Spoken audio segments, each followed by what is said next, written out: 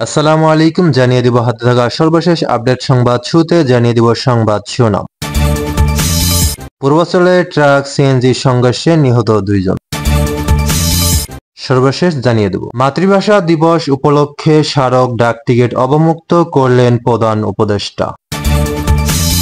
এবার বিস্তারিত। নারায়ণগঞ্জের রূপগঞ্জের পূর্বাঞ্চলের ট্রাক ও সিএনজি চালিত অটোরিকশার মুখোমুখি সংঘর্ষে এক নারী সহ 2 জন নিহত হয়েছেন। পুলিশ ও স্থানীয় সূত্রে জানা গেছে, বেলা 12টার দিকে রাজধানীর কুড়িল বিশ্ব রোড থেকে যাত্রী নিয়ে পূর্বাঞ্চলে 300 ফিট সড়ক হয়ে কাঞ্চন ব্রিজের দিকে যাচ্ছিল সিএনজি চালিত অটোরিকশাটি। এ সময় পূর্বাঞ্চলের প্রবেশের মুখে দ্রুত গতি রেডিমিক্স বোঝাই ট্রাকের সঙ্গে সিএনজির মুখোমুখি সংঘর্ষে হলে ঘটনাস্থলে আরবি আক্তার ও খায়রুল ইসলাম নামে 2 যাত্রী নিহত হন।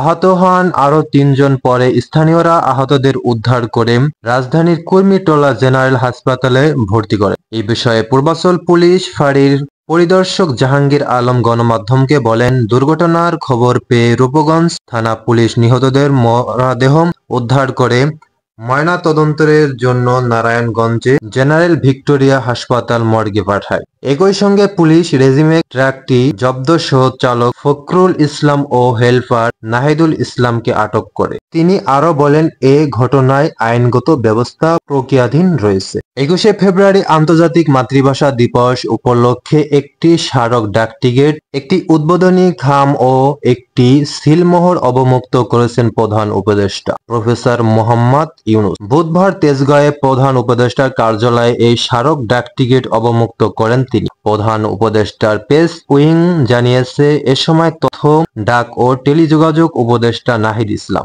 ডাক ও টেলিযোগের সচিব ডক্টর মোহাম্মদ শফিকুর রহমান এবং ডাক অধিদপ্তরের মহাপরিচালক অতিরিক্ত দায়িত্ব এম শাহাবুদ্দিন উপস্থিত ছিলেন। এছাড়া একই সময়ে 7ম জাতীয় কমডেকা 2025 উদ্বোধন উপলক্ষে একটি স্মারক ডাক টিকিট, উদ্বোধনী খাম ও একটি সিলমোহর অবমুক্ত করেন প্রধান উপদেষ্টা। কমডেকা উপদেষ্টা সড়ক পরিবহন ও মহাসড়ক বিভাগের সিনিয়র সচিব মোহাম্মদ এহসানুল হক, কমডে চিফ মীর মাহবুবুর রহমান সিগনো সহ অন্যরা এ সময় উপস্থিত ছিলেন।